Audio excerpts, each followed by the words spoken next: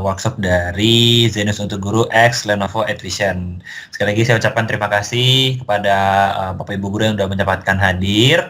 Nah, hari ini kita akan bahas terkait oleh teaching at the right level. Nah, ini kita akan langsung sama ahlinya, yaitu dari Miss K. Silahkan, Miss K.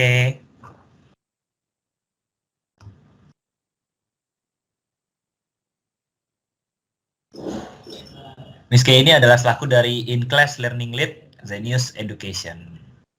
Boleh di-unmute, Miss K? Kan ada sedikit kendala teknis nih dari Miss K. Halo.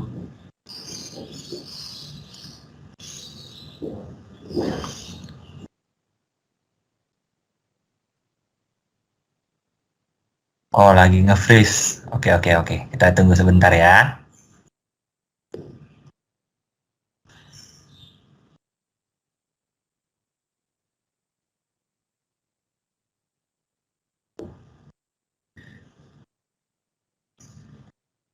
Kurang lebih kita hari ini gimana sih caranya mengajar dengan konsep yang lebih menarik lah untuk kepada para murid atau gimana kayak gitu. Sudah hadir Miss K?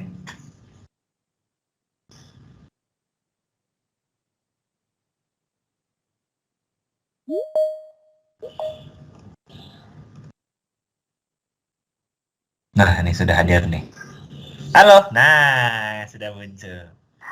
Selamat sore Bapak Ibu semua, maaf sekali karena dari tadi itu saya punya problem nih masuk dari sini. Pertama saya pakai apps Mas Raka, terus di kick out gitu, lalu saya mencoba pakai browser dan ternyata barusan nge-freeze. Jadi saya minta maaf dari awal nih ya Bu Bapak Ibu, kalau nanti di acara kita hari ini nanti mungkin ada kendala teknis dari saya gitu. Oke, nggak apa-apa Miss K. Ntar saya siap backup. Jadi hari ini kita bakal bahas apa nih Miss K? Teaching at the right level tuh kita mau bahas apa sih? Iya, hari ini kita akan membahas tentang teaching at the right level. Tadi sebenarnya mau sedikit ngebahas di WhatsApp group ya, tapi sepertinya lebih baik di sini aja biar kita lebih akrab, lebih intim tuh ngobrolnya tentang teaching at the right level. Ini sebenarnya salah satu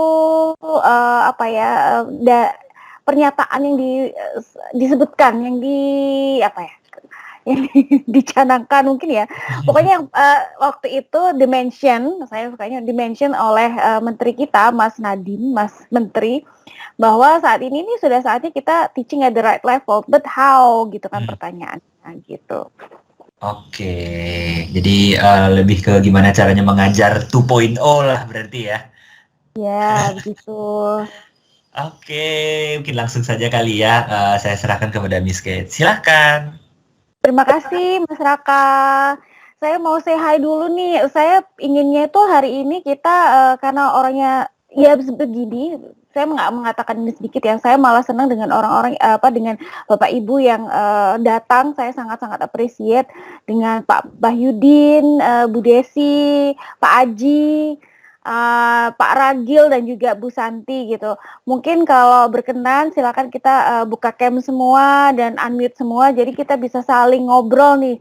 Karena kita di sini saya pinginnya kita kayak diskusi aja, ngobrol-ngobrol aja tentang apa sih yang sedang lagi in nih di sekarang ini. Apa sih yang lagi yang lagi jadi hits dari guru-guru itu apa yang harus dilakukan gitu. Nah, oke, saya bertanya tadi kan kita sudah nanya ya di grup gitu, apakah Bapak Ibu menyukai teh, apakah Bapak Ibu menyukai kopi, ada yang lebih suka air putih gitu, ada yang lebih suka jamu. Bu Eka tadi ada yang mengatakan suka jamu.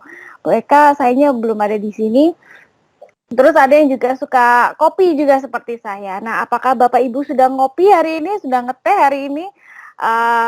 Suka teh yang seperti apa? Apakah panas ataukah dingin gitu? Kalau saya pribadi suka yang kopi yang panas daripada kopi yang dingin. Coba saya ingin tahu dari Bu Desi misalnya atau Pak Aji, Pak Bahyudin, Pak Ragil atau Bu Santi, suka minuman yang panas atau dingin nih di hari-hari yang seperti ini gitu?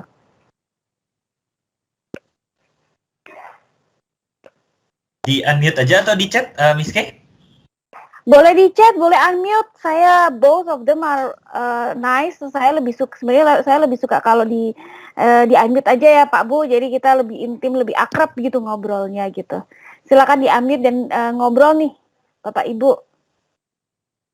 Karena saya di meeting chat itu loading gitu loh.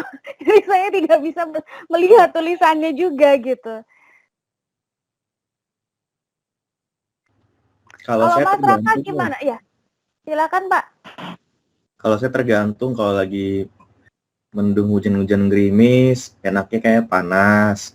Tapi kalau lagi suasananya panas, cuacanya panas, enaknya dingin gitu.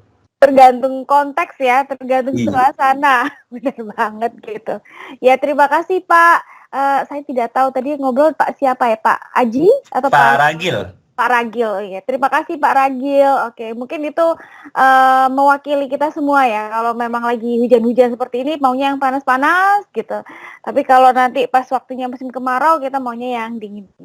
Oke, saya izin ada lagi yang mau menanggapi? Boleh. Iya, silakan Pak. Kalau saya cenderung nggak minum minuman yang dingin ya. Oh, oke. Nah, ada problem di saluran pernapasan gitu. Jadi kalau misalkan minum yang dingin itu ada gangguan gitu. Jadi lebih prefer ke yang apa hangat atau memang biasa gitu, suhu normal. Oh, baik. Tapi memang itu ya Pak, jadi memang masalah kesehatan. Jadi Bapak memilih untuk minuman yang hangat atau panas gitu ya Pak? Atau mungkin yang normal gitu? Atau normal gitu. Baik. Kembali lagi ya dari tadi preference dari suasana gitu kan, apakah dingin atau panas. Sekarang Bapak lebih memilih karena kesehatan. Itu valid sekali Pak, alasannya itu sangat valid sekali. Terima kasih Pak. Ada lagi yang mau menanggapi?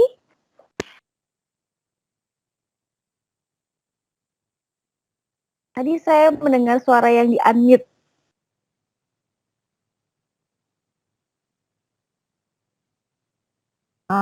Oke. Karena belum ada yang menanggapi, tidak apa-apa, kita sudah terwakili dari penjelasan bapak-bapak tadi. Sekarang saya akan share screen ya. Mohon izin, saya akan share screen. Ini entah kenapa, apakah laptop saya yang membenci aplikasinya gitu, kayak saya nggak bisa share screen. Sebentar ya. Share. Nih, saya tidak bisa sharing nih. Saya tidak tahu kenapa. Mungkin saya minta tolong Mas Raka aja kalau kayak gitu untuk share screen Mas Raka, karena ternyata dari saya ada agak susah nih aplikasinya. Terima kasih ya Mas Raka. Bentar. Sudah kelihatan sharing saya? Saya belum melihat sih Mas Raka. Saya harus bagaimana? Bentar ya. Dari Pak Ragil, Pak Haji, atau Bapak Ibu guru yang lain sudah lihat kelihatan screen saya? Sudah ya? Sudah. Bentar Pak, Oke. saya. Tapi kenapa aku tidak bisa melihat ya? Apa yang harus aku lakukan untuk bisa melihat?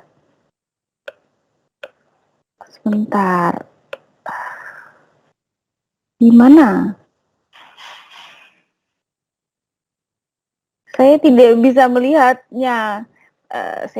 Bentar ya. Ini harus bagaimana untuk bisa melihatnya? Mas Raka, saya tidak bisa kelihatan Mas Raka. Jadi kalau saya ngomong, nanti saya ngomong yang mana saya bingung. Bentar.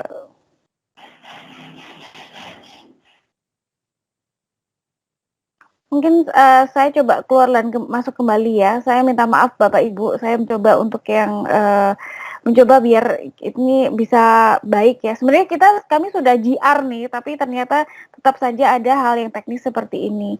Saya mohon maaf sebesar-besarnya. Sebentar ya Bapak Ibu.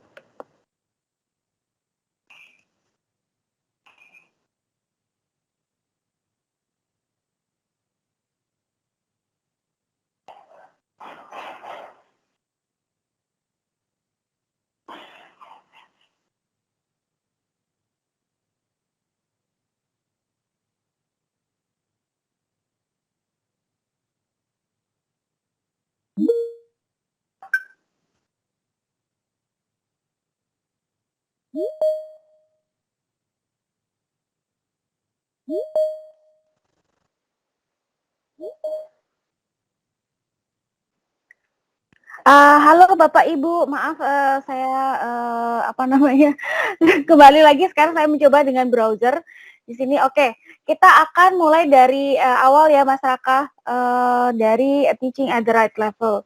Oke, kita lanjut ke slide berikutnya. Nah, sekarang kita pemanasan dulu. Saya tahu Bapak Ibu sudah menunggu sangat lama, jadi kita pemanasan dulu. Hanya akan ada 3 pertanyaan kuis pendek gitu untuk mengetahui seberapa tahu kita tentang apa yang ada di anak-anak sekarang gitu ya. Kita mulai dari yang nomor 1 nih. Oke, burung mana yang tidak bisa terbang? Bapak Ibu tahu nggak? Ayam, bebek, atau burung onta? Coba Bapak Ibu nulis di kolom chat, meeting chat, burung mana nih yang tidak bisa terbang? Ayam, bebek, atau burung unta? Silahkan type in di meeting chatnya. Burung onta. Sudah dibilang, oke. Silakan. Iya, burung onta. Ada yang bilang semuanya. Oke, Pak Ragil bilang semuanya. Kalau burung onta nggak bisa. Burung onta nggak bisa. Kalau Pak Ragil bilang semuanya. Oke, kita lihat ya. Benar sekali Bapak, sebenarnya burung yang nggak bisa terbang itu adalah burung onta. Tapi tidak sendirian. Penguin itu nggak bisa terbang. Ada burung WK dari Australia. Ada burung onta, mungkin karena terlalu besar ya. Jadi apa namanya si wings itu bahasa Indonesianya, sayapnya itu tidak kuat untuk iya karena dikurung katanya. Oke. Terus ada kiwi, burung kiwi, ada kakapo New Zealand, takahi New Zealand, juga ada burung kasuari. Kalau khas Indonesia, burung kasuari itu tidak bisa terbang. Ternyata saya selalu berpikir bahwa ayam itu nggak bisa terbang. Ternyata dia bisa terbang walaupun cuma sedikit gitu ya. Dan begitu juga dengan bebek. Selanjutnya nih, game selanjutnya. Nah, Bapak Ibu familiar nggak dengan BTS? Langsung yang bapak-bapak langsung kepalanya di atas. Oke, siapa yang bukan anggotanya BTS nih? Yang mana nih yang bukan? Apakah ARMY, Miss? Apakah dia iya Bu Santi, saya tuh sok-sok jadi ARMY nih, ijo-ijoan udah kan ya. Apakah Jaemin, apakah Suga, ataukah Jungkook nih? Kalau Pak Ragil bilangnya Jaemin, yang bukan Jaemin. Udah tahu ya semuanya ya, Jaemin. Oke. Benar sekali. Berarti Bapak Ibu sudah cocok nih jadi ARMY ya. Ternyata di BTS itu nggak ada yang namanya Jaemin, adanya Jimin. Ya, Jimin ada. RM ini adalah si ketuanya ya kan. Terus nanti ada Suga, Jihyo, V, Jungkook, Jin sama Jimin gitu. Gitu kan. Baik. Kita sudah lihat ya. Lanjut nih. Kita udah ngomongin tentang burung, ngomongin BTS, sekarang kita ngomong apa lagi? Pak Ragil pendengar baik anak-anak murid. Nah, itu adalah guru yang cerminnya bagus nih Pak, yang mendengarkan si muridnya ya kan. Kalau kita mendengarkan murid, kita jadi tahu nih apa sih mereka yang mereka sukai. Nah, sekarang kita ngomongin superhero. Superhero atau pahlawan jagat raya yang bukan dari MCU. MCU itu Marvel Cinematic Universe. Yang kemarin ada Endgame, ada Thanos gitu kan ya. Nah, mana nih yang bukan? Ant-Man, The Flash, atau Wolverine? Nggak tahu. Ayo, saya ingin tahu nih jawabannya. Di sini ada Pak Ragil, ada Pak Bahyu, ada Pak Aji, ada Bu Santi, Pak Umar. Ayo, silakan nih. Mana nih jawabannya?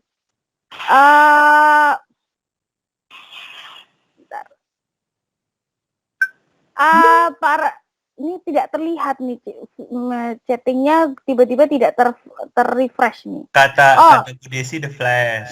Oke, Bu Desi bilang The Flash. Pak Umar bilang Wolverine belum masuk ke ranah MC. Pak Umar kayaknya tahu sekali ya tentang tentang apa namanya ini, tentang per MCU-an. Bu Santi The Flash. Oke, sebenarnya kalau mengatakan bahwa MCU benar, Pak Umar benar, Wolverine itu masih masuk ke dia sebenarnya gini Pak. Jadi ada dua macam itu kan, saya agak geek nih. Ada dua macam di dalam dunia perkomikan itu ada DC, ada Marvel. Marvel itu yang Spider-Man, Iron Man yang kita tonton berbanyak-banyak orang itu sampai Endgame dan Civil War yang seperti itu adalah si Marvel. Kalau DC itu kayak Batman, Superman, itu DC, The Flash, Justice League itu adalah DC. Nah, menarik nih Pak Umar, kenapa mengatakan Wolverine belum masuk ranah MCU? Silakan Pak Umar untuk mungkin bisa chime in ngobrol nih. Boleh di-unmute Pak Umar.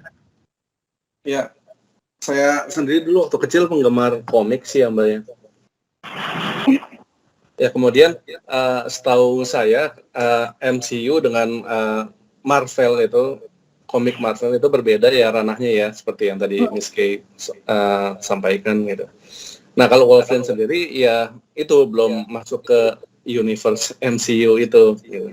Masih di luar. Tapi ini pro dan kontra ya Pak. Saya beg to differ. Memang kalau secara developnya memang benar Pak Umar benar sekali bahwa Wolverine itu masih masuk ke Sony ya saat ini ya. Dia memang masuk Marvel tapi belum masuk ke Marvel Universe yang sinematik yang di film.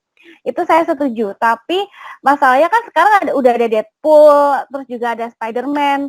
Ada kemungkinan suatu saat dia akan masuk gitu kan, bahwa keberadaan X-Men itu kemungkinan akan ada di dunia Marvel Universe, Cinematic Universe. Tapi benar, saya setuju dengan Pak Umar bahwa untuk apakah sudah muncul di MCU belum.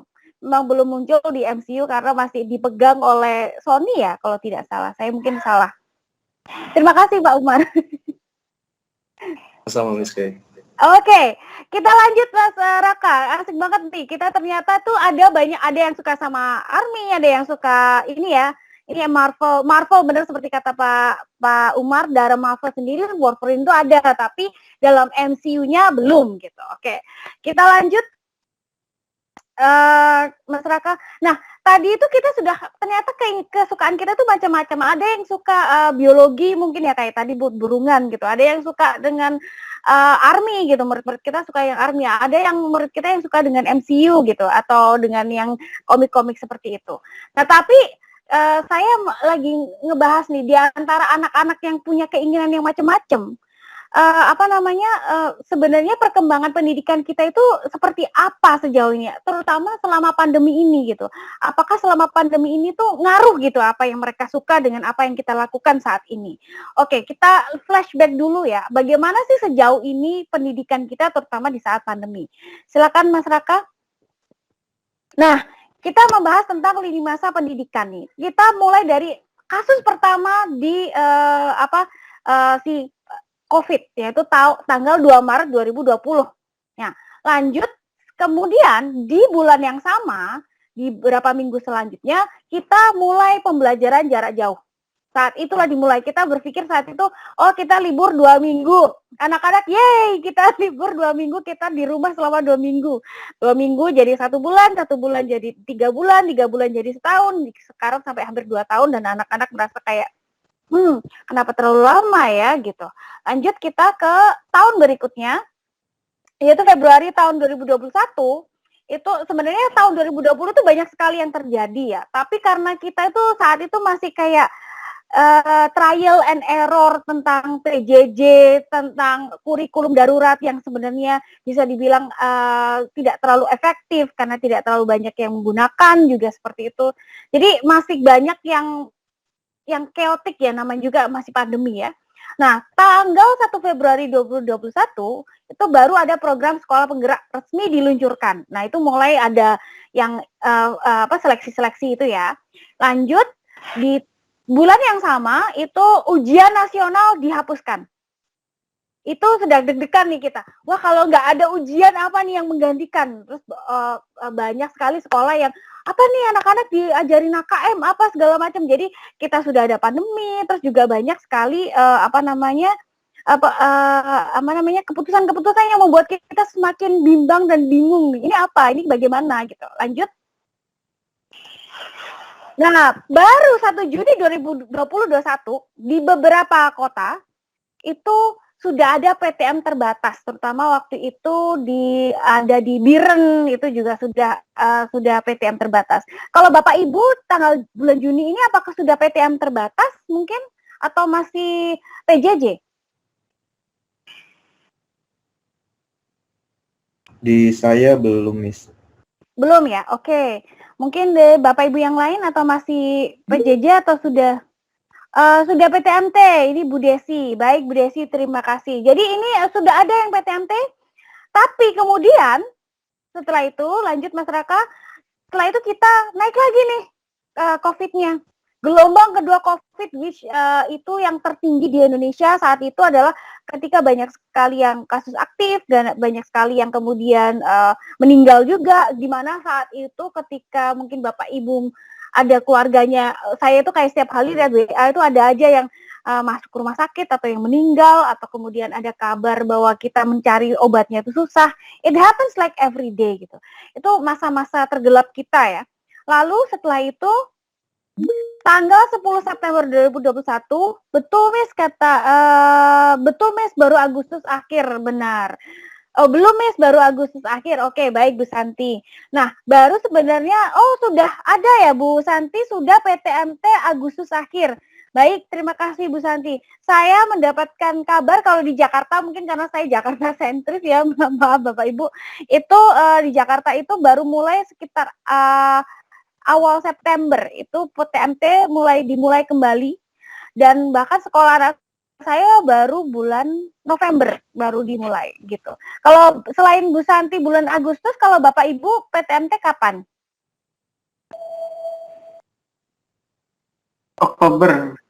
Oktober juga ya. Oke, baik. Baru juga ya Pak Bu ya. Oke. Memang baru berjalan 2-3 bulan lah ya. Oke, lanjut Mas Raka. Nah, sekarang ini yang lagi ngetren banget itu ANBK, yaitu AKM itu tadi. Nah, sebenarnya pandemi sendiri itu sudah memberikan banyak keraguan, ketakutan, mungkin kita jadi kayak insecure gitu. Terus juga dengan banyak sekali nih perubahan-perubahan di kurikulum, ada kurikulum darurat, ada AKM, ada PTM, terus ya PTM terbatas, lalu kembali lagi online, terus lagi PTM terbatas lagi. Jadi banyak sekali chaos gitu. Dan saya merasa bahwa mungkin kita sendiri jadi bingung, kita mau stand kita di mana nih gitu. Oke, lanjut Mas Raka. Nah, disitulah di selama 2 tahun ini saya tuh malah yakin Bapak Ibu itu sebenarnya malah belajar banyak. Mulai dari belajar apa itu blended learning lah, flip classroom lah, ada ya nggak sih, mulai belajar yang pertamanya nggak pakai laptop jadi pakai laptop, yang pertamanya nggak punya peralatan untuk bikin video di rumah jadi punya gitu. Jadi kita itu sebenarnya malah mungkin karena pandemi yang terlalu panjang dan juga karena tuntutan gitu, jadi akhirnya kita malah belajar banyak nih di sini. Gitu. Lanjut Mas Raka. Nah, kita sudah membahas pandemi ini panjang sekali. Kita sudah belajar banyak. Tapi sebenarnya apa sih yang works? What works? Apa yang oke, yang bisa dari semua yang Bapak Ibu pelajari ya. Bapak Ibu kan belajar ini flip classroom, belajar pakai Padlet, oke, kita pakai ini, pakai itu. Tapi apa sih yang sebenarnya benar-benar works ke anak-anak? Coba saya ingin mendengarkan mungkin 2 Bapak Ibu guru untuk sharing apa sih yang works di kelas gitu, di classroom. Mungkin bisa Pak Umar atau Bu Santi atau Bu Desi, silakan unmute dan untuk bercerita. Silakan Bu Santi. Oke, terima kasih Miss K. Kalau saya ini tuh ya lebih ke finally anak-anak bisa sadar bahwa hidup mereka itu nggak melulu tentang HP gitu. Maksudnya kalau selama ini kan kita kayak kontrol ke mereka itu susah banget gitu untuk penggunaan HP gitu sebelum pandemi. Tapi setelah pandemi di mana mereka selalu di-link sama device, laptop, apa ya, ibaratnya on screen-nya itu sering banget gitu dan beberapa siswa ngeluh kayak bosan, mereka butuh real life gitu, butuh bawa berteman, terus spend time sama family itu lebih lebih penting, itu lebih bermakna. Jadi menurut saya itu sih gitu, pandemi ngajarin kita buat menghargai nggak pernah nih malam bareng gitu. Akhirnya karena pandemi mereka bisa duduk satu meja makan gitu. Terus terutama orang tua sih, orang tua banyak juga yang cerita kalau selama ini nggak pernah nemenin anaknya belajar, sekarang harus jadi guru lagi, balik lagi. Apalagi anak-anaknya yang mungkin sudah agak gedean itu kayak nemenin, oh dulu kayak waktu dia masih SD gitu. Jadi apa ya, bonding antara orang tua ke anak pun juga akhirnya merasakan gitu. Jadi dari pihak orang tua ngerasain jadi guru tuh nggak mudah. Sebagai siswa juga gitu, bahwa pertemuan dengan teman di kelas, dengan guru di kelas tuh juga lebih meaningful daripada cuman ketemu lewat HP saja gitu. Terima kasih kalau dari saya itu. Terima kasih Miss Santi dengan sharingnya. Benar sekali Bu, salah satu yang mungkin works adalah ternyata memberikan tugas secara online saja itu tidak cukup ya buat anak-anak. Bahwa mereka akhirnya menyadari bahwa oh kami itu butuh bertemu langsung dengan teman-teman, bertemu langsung dengan guru-guru, mendapatkan interaksi secara langsung gitu ya. Jadi bahwa hal-hal semacam itu jadi dirindukan gitu ya. Terima kasih Bu Santi. Mungkin tambah satu lagi Bapak atau Ibu ingin berbagi? Apa sih yang works gitu dari apa yang sudah kita lakukan selama ini, selama pandemi itu? Kalau enggak saya panggil loh satu-satu. Ini saya jadi guru yang paling menyebalkan. Saya ingat dulu saya paling nggak suka guru ini akan panggil satu-satu gitu. Ayo Pak Bu, monggo. Ya, mungkin sedikit menambahkan ya. Untuk ini ya, tuh belajar anak-anak di rumah gitu kan. Sebenarnya saya tuh kalau dari awal Januari itu sudah mulai menggunakan Zoom semua gitu kan. Cuman ternyata di Zoom itu masih belum terlalu maksimal ya. Nah, waktu itu saya mencoba sih mengakali dengan mulai membuat video-video gitu. Oh. Nah, ini sih nggak semua anak ini ya tertarik buat nonton gitu.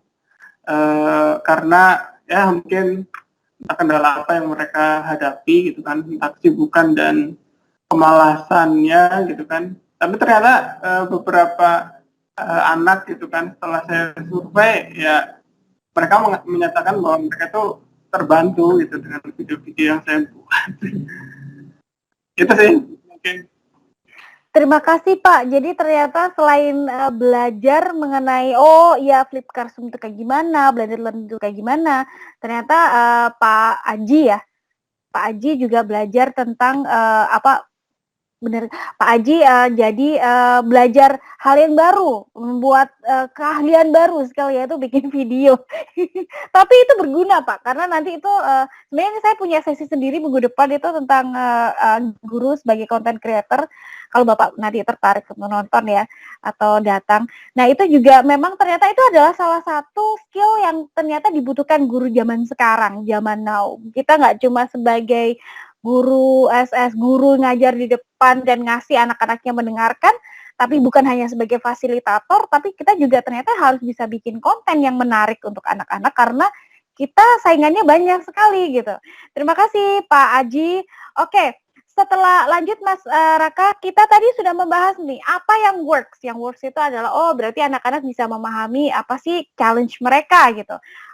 Yang another works ya adalah oh ternyata saya jadi belajar untuk membuat suatu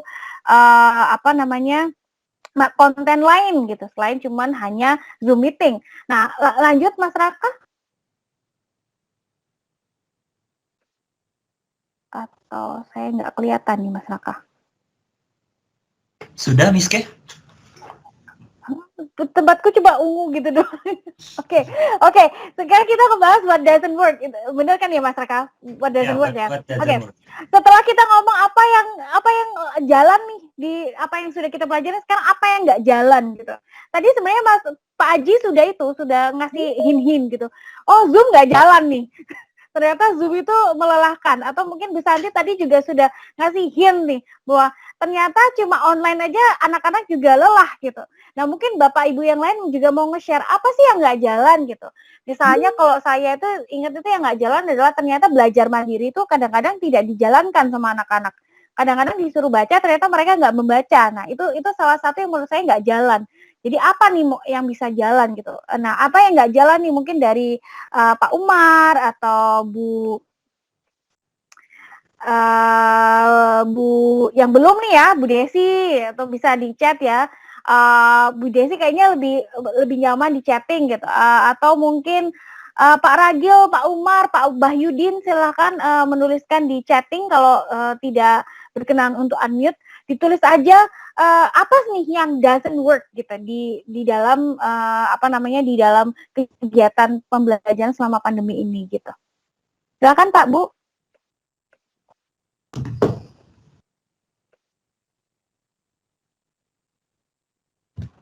Oke, Oh, Miss. maaf. Silakan Pak Ragil. Yang doesn't work ya, Miss ya? Yes. Kalau yang doesn't work ya, saya setuju tadi sempat disebutkan mengenai kemandirian anak. Karena memang ini menjadi kendala utama, nggak cuma dari saya sendiri, tapi juga guru-guru lain. Yang pertama ya tadi mengenai tugas ya. Sebenarnya saya juga semakin kesini menyadari kalau dulu waktu awal-awal memang ketika PJJ saat awal pandemi itu saya pribadi dan beberapa guru yang lain juga ya bisanya cuma kasih tugas. Kemudian semakin di sini kita merefleksikan bagaimana cara kita memberikan tugas. Jadi tetap ada bagaimana kita mengidentifikasi kompetensi yang harus dicapai oleh anak. Mau nggak mau kan tetap harus ada tugas, tapi dengan cara mungkin mengurangi porsinya atau dengan mengurangi beban materinya supaya materi esensial saja yang perlu disampaikan. Tapi tetap saja ternyata makin ke sini anak-anak justru malah merasa nyaman ya. Mungkin waktu awal-awal mereka mungkin senang gitu waktu awal-awal ketika ada Zoom, ada meeting gitu ya. Oh kayak gini ya rasanya. Tapi makin ke sini ya mungkin mereka merasa burn out atau bosan, jenuh, dan akhirnya tugas-tugas yang sebenarnya semakin ke sini makin kita kurangi, tetap saja tidak bekerja ya tadi ya, tidak memberikan efek yang begitu signifikan. Jadi dari awal sampai sekarang tetap saja ada saja anak yang mengabaikan tanggung jawabnya seperti itu. Baik Pak. Berarti silakan. Tetapi di sisi lain justru anak-anak malah menemukan hal yang baru gitu tadinya, yang justru malah work gitu. Ya mereka jadi akhirnya bisa berani untuk buat konten, bahkan ada yang juga iseng bikin podcast, terus linknya dikasih ke saya, minta pendapat saya seperti apa. Kemudian ada yang bikin video menyanyi. Jadi justru eksplorasi anak-anak menjadi lebih luas gitu. Itu sih positifnya. Ada positif dan negatifnya. Gitu aja, Miss. Baik Pak Ragil, terima kasih banyak. Jadi sebenarnya memang benar sih Pak Ragil bahwa ternyata kita tuh sebenarnya sudah sebagai guru sudah kompromi ya dengan keadaan. Kita udah berusaha banyak nih. Oh ya, kita belajar Zoom. Oh ya, kami sadar bahwa kalian memiliki keterbatasan, kita kurangin gitu ya. Tapi ternyata itu juga tidak lama-lama juga ada burnout point gitu kan, anak-anak ketika jenuh banget. Ini anak-anak juga nggak ngerjakan gitu. Itu sebenarnya terjadi di semua guru nggak sih Pak? Saya juga bisa merasakan bahwa mungkin di awal-awal mereka suka, tapi kemudian lama-lama mereka jadi kayak gitu kan, lelah gitu kan. Siapa ini? Di saya masih belum berubah juga screen-nya. Ini saya nggak tahu nih apakah saya yang telat dapat chatannya Pak Ragil ataukah ataukah memang internet dan Microsoft Teams-nya yang seperti ini gitu. Gitu Berarti suaranya. sekarang di screen Bapak Ibu guru what doesn't work bukan? Cuma Ya, masih Iya, ungu. aku juga cuma ungu. Aku coba ulang share screen berarti ya. Atau aku coba share screen ya. Kayaknya aku udah bisa share screen saat ini. Coba silakan Miski. Oke, semoga terlihat ya Bapak Ibu. Kita sampai di sini. Nah, terlihat Miski. Bapak Ibu yang lain apakah bisa melihat? Tapi kemudian sudah saya tidak. Miss. Sekarang Alhamdulillah, ya beginilah ya. Oke, itu what doesn't work ya. Jadi banyak sekali yang what doesn't work. Tapi ini menarik ya. Sebenarnya saya ingin mencari, ingin menggali lebih banyak. Apa sih yang nggak works gitu? Kenapa nggak works gitu kan? Itu selalu jadi pertanyaan dan pertanyaannya itu saya tidak banyak yang guru yang akhirnya menyalahkan diri sendiri. Kok bisa apa ya yang aku salah apa ya gitu, atau mungkin kita menyalahkan anak-anak. Kenapa sih anak-anak kebanyakan ngeliatin TikTok nggak ngeliatin kerjaannya gitu kan. Nah, tapi memang karena keadaan saat ini yang menurut saya nggak ideal, mungkin saya bisa have to sense about this ya, punya opini tersendiri. Menurut saya keadaan sekarang memang untuk pembelajaran itu nggak ideal. Keadaan murid secara sosial pendidikannya itu mereka belum terbiasa untuk belajar mandiri, ya kan? Dari kecil, dari dulu kita nggak dibiasakan anak-anak belajar mandiri. Maka ketika mereka dipaksa untuk belajar mandiri, mereka belum mendapatkan si agility itu, grit itu, keinginan untuk oke, aku harus kalau targetnya begini aku harus menyelesaikan segini. Nah, itu yang ternyata mereka belum dapat di sekolah atau mungkin di rumah secara sosial gitu. Nah, kedua juga keadaan sekarang kita nggak bisa guru mengontrol semua. Kalau pelajaran di luar mungkin kita sudah punya LMS sendiri, sudah punya tool sendiri untuk men-tracking anak-anak udah baca berapa halaman, udah ngerjain tugas berapa halaman. Nah, sekarang itu nggak punya nih kita yang LMS yang keseluruhan yang bisa mengetahui, oh anak-anak udah nonton nih materinya, oh anak-anak udah baca nih berapa halaman, yang seperti itu yang membuat kita juga tidak susah nih untuk menentukan targetnya di mana gitu ya. Kita udah membahas, ada lagi Bapak Ibu yang ingin mau share tentang what doesn't work selama pandemi ini selain Pak, saya lupa namanya, Pak Ragil ya. Aduh.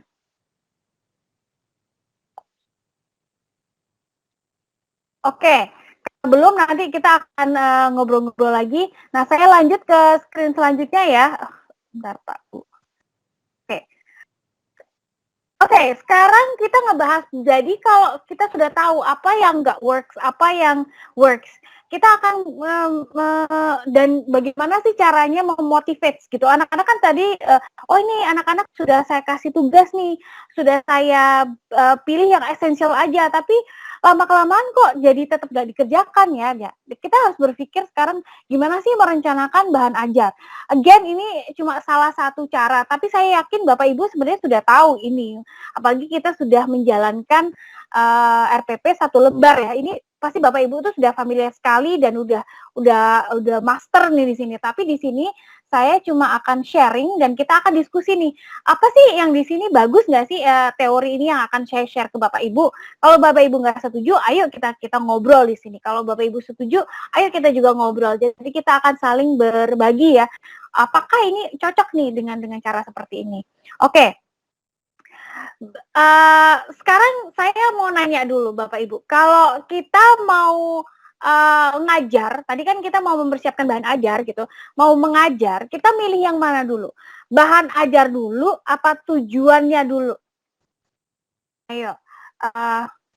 Tujuan. Kalau oke. Miss. Oke, benar sekali. Kita mikir tujuan dulu ya. Saya senang deh kalau ngobrolnya dengan Bapak Ibu yang sudah tahu. Karena beberapa guru itu masih tidak tahu. Mereka berpikir, oh ya hari ini kita belajarnya ini aja dulu gitu. Jadi ketika pakai buku aja deh, yang di buku ini ya udah kita ngajarin di buku aja gitu. Oh aku dapat PPT ini ya udah kita belajar PPT ini aja. Tapi padahal sebenarnya bukan bahan ajar dulu kan yang kita pikirkan. Yang kita pikirkan adalah tujuan pembelajaran dulu. Ini anak-anak mau belajar apa nih? Seperti kata Pak Aji tadi ya, kalau saya tidak salah mungkin Pak Aji atau Pak Ragil, saya agak lupa nama ya, mohon maaf, yang menyatakan bahwa ya saya sudah mikirin yang esensial dulu nih, itu kan yang penting dulu, tapi apakah itu tersampaikan gitu. Nah, saya mau membahas tentang suatu kurikulum yang disebut namanya backward design. Kalau dari dulu itu kalau yang teacher centered itu kita berpikir tentang oh ya kita bikin bahannya ini, terus kita mau ngomongin tentang apa namanya? Oke, kita mau bikin pakai ini, pakai bahan ini, lalu kita mengajarnya seperti ini. Nah, baru kita ngomongin langkah-langkah. Tapi kalau backward design itu malah bukan itu. Yang dipikirkan dulu itu adalah topiknya dulu nih. Topiknya apa? Oke, kita mau ngomongin masalah apa namanya? Kita mau ngomongin tentang apa ya? Contohnya saya tuh kita mau ngomongin tentang ekosistem misalnya topiknya. Nah, baru ngomongin tujuan pembelajaran. Anak-anak mau belajar apa nih?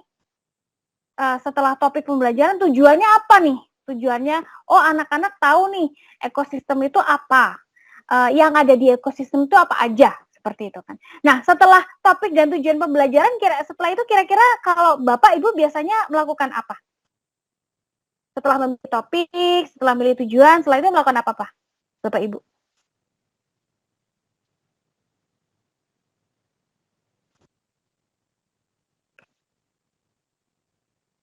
Setelah, oh ya topiknya ekosistem atau topiknya teks eksplanasi. Rencana mungkin Mas. Bikin RPP, baik Pak Ragil mengatakan bikin RPP. Ada lagi mungkin? Jadi bikin langkah-langkahnya ya Pak, pendahuluannya itu apa gitu ya, isinya apa, penutupnya apa gitu ya? Mungkin Miss. Nentuin media sama penilaian, Miss. Oh, nentuin media sama penilaian. Baik, terima kasih Bu Santi. Tadi Pak Aji saya cuma mendengar selebat, silakan Pak Aji bisa diulang kembali. Mungkin indikator, Miss. Oh, indikator. Indikator itu berarti cocoknya seperti targetnya apa gitu ya? Anak-anak bisa apa gitu? Betul, betul. Baik, itu berarti mirip-mirip dengan tujuannya Pak. Jadi kalau tujuannya anak-anak mengetahui ini, maka indikatornya anak-anak harus sudah tahu ini, sudah tahu ini, sudah tahu ini, begitu ya Pak ya? Nah, terima kasih Pak Aji. Ya, terima kasih Pak Aji, itu memang valid. Jadi setelah topik kita mempelajari tujuan yang sebenarnya sangat dekat dengan indikator. Tujuan dan indikator itu seperti bisa dibilang kembar tapi nggak identik gitu ya. Tapi tetap aja sebenarnya hampir sama. Nah, tapi sebenarnya kalau kenapa disebut backward, biasanya apa sih yang paling akhir yang kita berikan ke murid-murid? Yang paling akhir kita berikan ke murid-murid adalah penilaian. Nah, kenapa disebut backward? Biasanya setelah bikin topik, milih tujuan, kita langsung bikin langkah-langkah. Tapi kalau menurut backward design, kita harus bikin penilaian dulu. Dan penilaian itu ditunjukkan sama Pak Aji tadi, bahwa indikatornya apa nih? Indikatornya adalah anak-anak sudah bisa menjawab pertanyaan ini. Indikatornya anak-anak sudah bisa mengerjakan proyek ini, misalnya seperti itu. Jadi kalau kita sudah punya indikatornya apa, penilaiannya apa, kita baru berpikir tentang langkah-langkahnya gimana nih anak-anak agar bisa penilaian ini bisa selesai. Apa penilaian ini mereka bisa mengerti, seperti itu. Nah, itu namanya backward design. Nah, baru setelah itu menurut backward design baru bikin kegiatan kegiatannya dan bahan ajarnya. Baru bahan ajar dan kegiatan itu pilihan terakhir gitu. Jadi penilaian dulu baru bikin bahan ajar. Penilaian dulu baru milih kegiatan seperti itu. Jadi kita menentukan starting point, tujuan, kita menentukan end point, baru kita memilih map-nya. Seperti itu. Kalau menurut backward design, jadi kita memilih mapnya dari dari tujuan dan penilaian seperti itu. Nah, contohnya seperti apa nih? Misalnya saya kasih contoh dulu. Ini kayaknya bukan seperti saya, mungkin Bapak Ibu bisa membantu juga. Misalnya nih topiknya konsentrasi larutan. Siapa nih yang guru kimia? Kayaknya ada deh guru kimia di antara kita. Silakan Pak. kalau nggak salah Pak Aji atau Pak Ragil ya, saya lupa deh. Itu adalah guru kimia atau biologi ya. Lupa. Fisika. Saya fisika, oke. Baik, kalau topiknya adalah konsentrasi larutan. Lalu tujuannya adalah siswa memahami konsep larutan dan bisa membedakan antara campuran homogen dan campuran heterogen. Ya kan? Larutan itu apa? Terus campuran homogen itu apa? Campuran heterogen itu apa? Kira-kira penilaiannya seperti apa? Mungkin Bapak Ibu bisa berpikir. Kalau tujuannya adalah, anak-anak tuh tahu kalau larutan itu apa, terus bisa membedakan campuran homogen dan heterogen. Kira-kira pertanyaannya seperti apa? Mungkin Bapak Ibu bisa memberi pertanyaan gitu, satu pertanyaan gitu, yang menunjukkan penilaiannya seperti apa.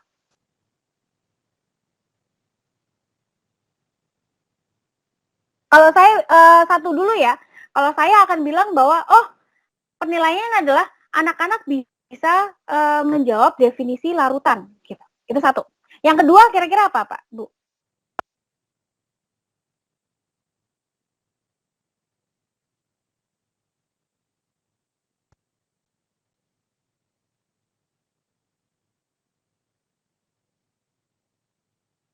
Mungkin bisa menyebutkan contoh-contoh kali ya, mana yang merupakan campuran homogen dan mana yang merupakan campuran heterogen. Mungkin. Mantep Pak, bener banget.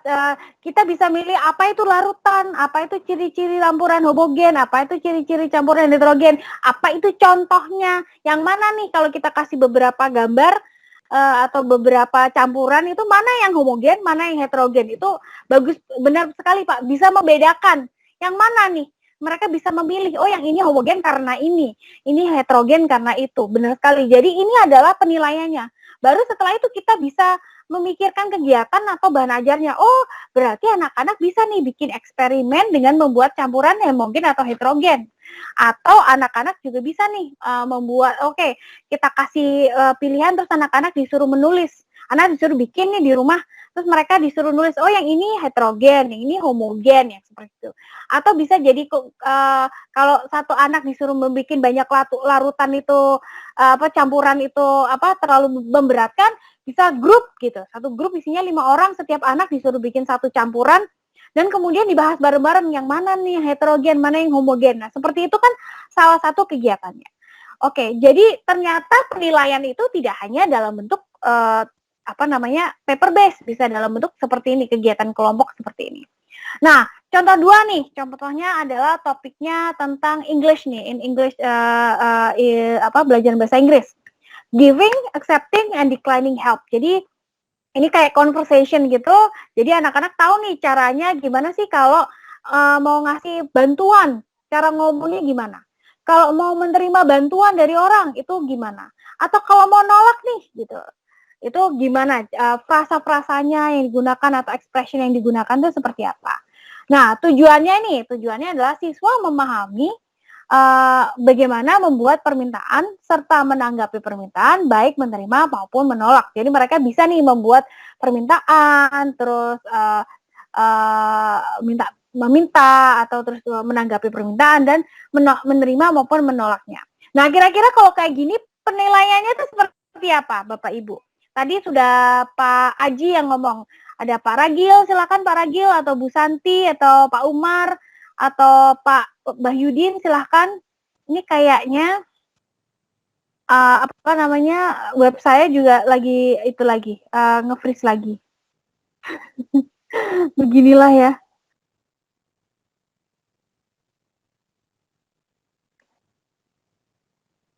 Tes, Bapak Ibu, apakah suara saya kedengaran? Karena ternyata ditulis your microphone is muted. Ya, karena itu ya, saya foto deh Pak Bu.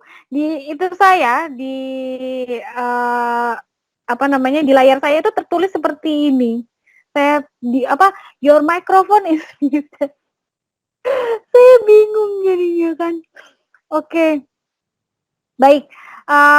Di sini saya lanjutkan saja ya Bapak Ibu. Jadi penilaian itu bisa kayak buatlah kalimat gitu.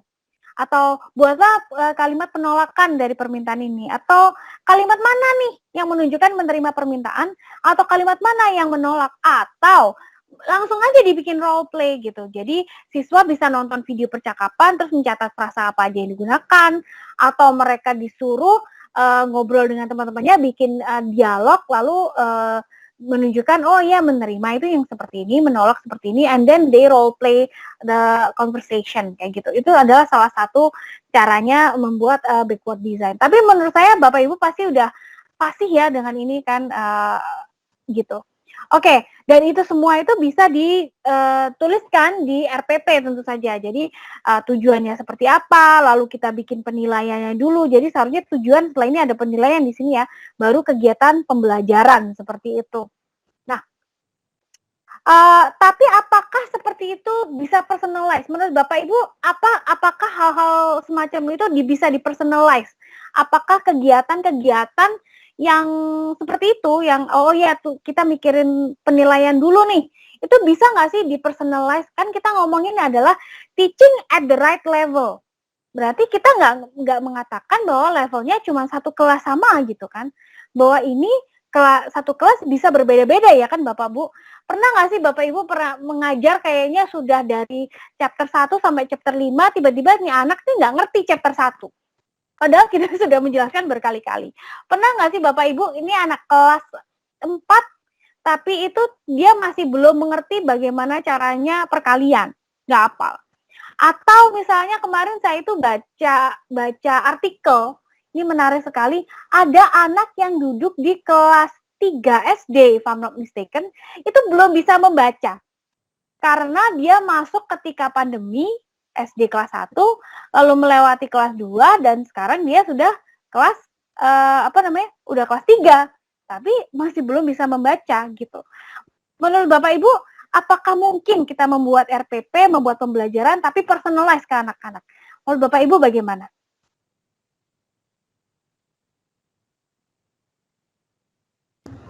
Mungkin ya, Miss.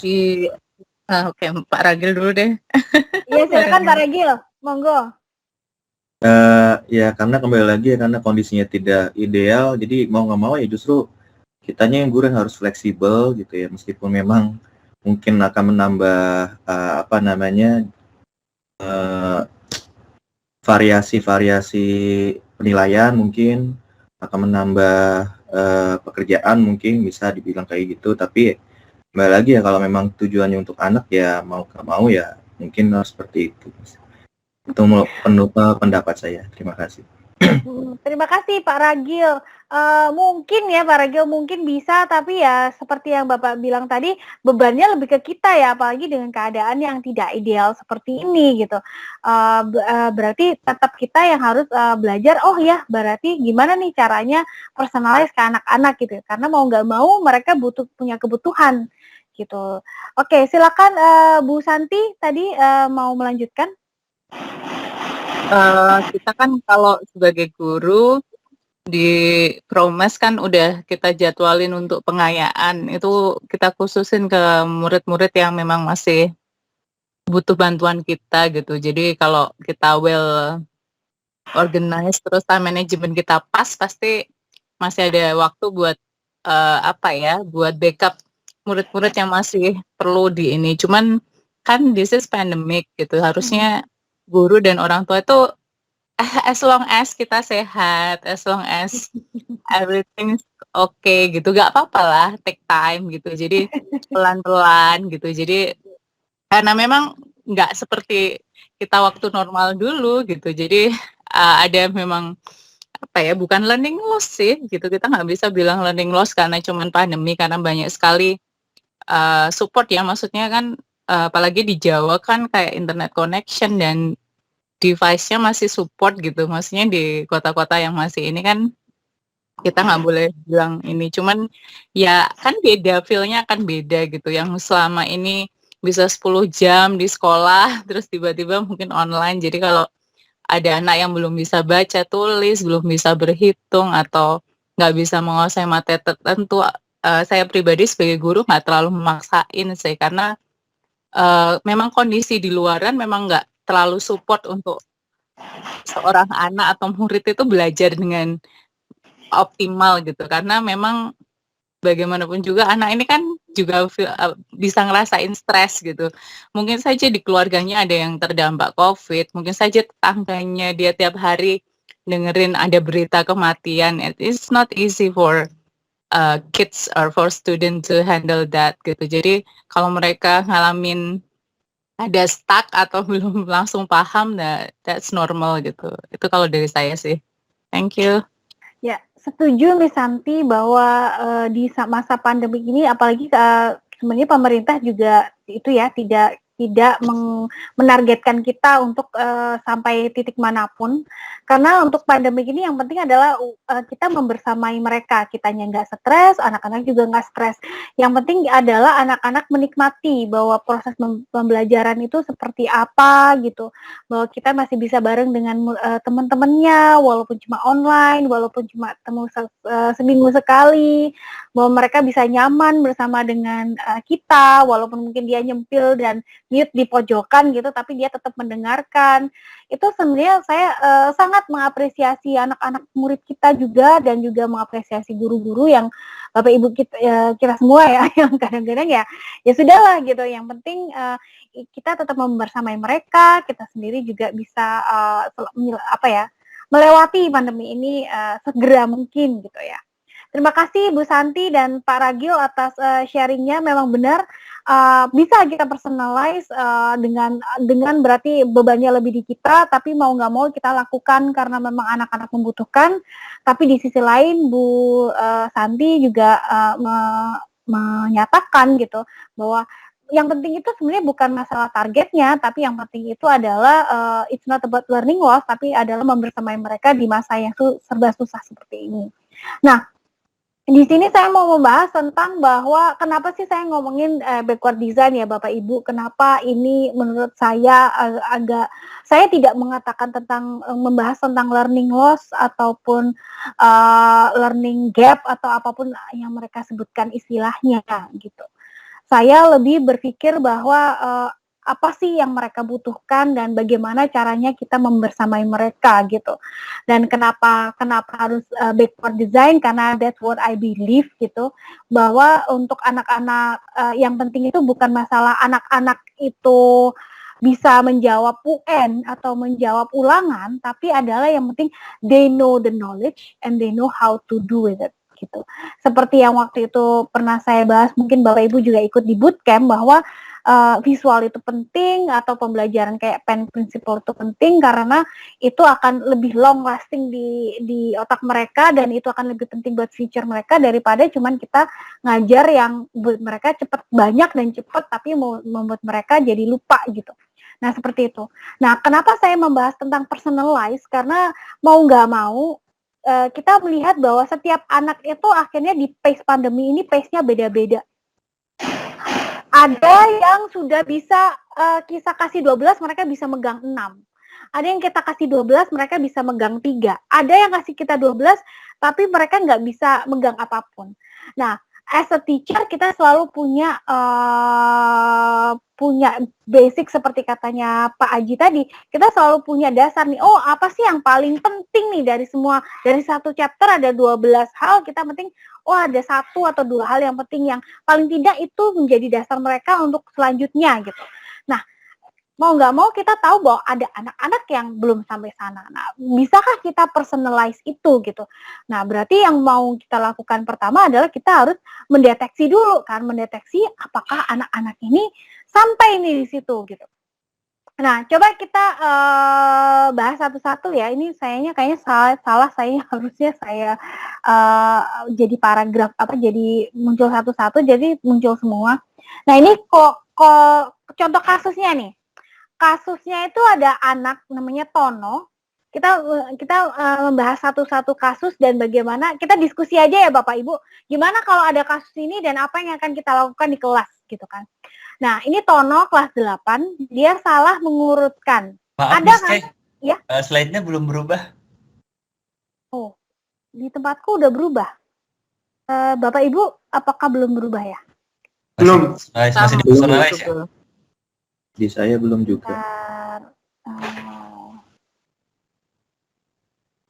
Coba di reshare screen aja, Miss Kay.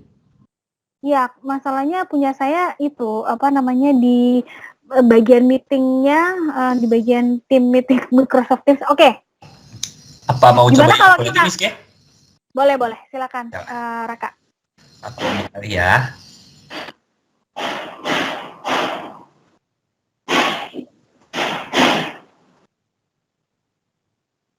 Gimana? Sudah terlihat Bapak Ibu screen saya? Udah. Oke. Aku yang nggak bisa lihat, tapi nggak apa-apa. Berarti ini udah kasus 1 ya, yang Tono ya? Iya, Mas kasus Raka 1. bisa tolong bacakan dulu nggak, Mas Raka, yang Tono itu ya, Mas Raka?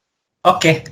Nah, jadi contoh kasus 1 adalah Tono kelas 8 salah mengurutkan antara 3/5, 65%, 5/6, dan 0,79 dari yang terkecil ke yang terbesar. Kayak gitu. Indikasinya adalah Tono tidak bisa mengubah bentuk pecahan menjadi desimal atau sebaliknya. Tindak lanjutnya adalah mempelajari kembali konsep bilangan pecahan dan membandingkan nilai dari dua pecahan sehingga urutan dapat menentukan urutan dari beberapa bilangan desimal. Misalkan pemahaman akan nilai urutan pecahan. Nah, kurang lebih seperti itu nih kasusnya. Baik Bapak Ibu, jadi itu tadi yang seperti dijelaskan Mas Raka, ini ada contoh kasus nih, ada satu anak kelas 8, ternyata dia nggak bisa mengurutkan ada pecahan dan ada desimal, tapi ada desimal, pecahan, dan persen, tapi mereka nggak bisa, si Tono ini tidak bisa mengurutkan. Itu bisa kejadian kan ya Bapak Ibu, ada beberapa anak yang nggak bisa nih mengurutkan antara pecahan, persen, sama desimal gitu. Nah, indikasinya berarti, oh kayaknya dia mungkin nggak bisa tuh melihat, sebenarnya kalau pecahan itu didesimalkan itu bagaimana sih? Kalau desimal dipecahkan itu kayak gimana kan? Gimana sih? Atau kalau dipersenkan itu seperti apa sih? Ada kemungkinan kan anak-anak itu nggak bisa. Nah, tindak lanjutnya, oh kita harus mempelajari lagi nih konsep bilangan pecahan. Tapi gimana Bu, Bapak Ibu kalau misalnya ini terjadi nih di kelasnya Bapak Ibu, walaupun kita bukan guru matematika ya, apa yang Bapak Ibu lakukan?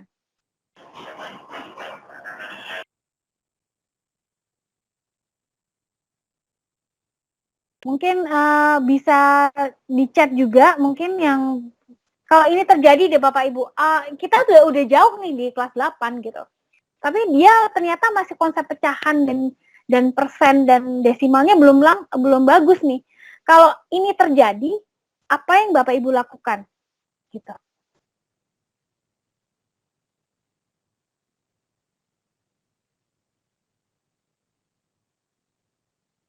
Bisa Pak Aji atau Bu Santi atau Pak Umar atau Mas Raka, Pak Ragil, silakan. Bu Desi juga, silakan.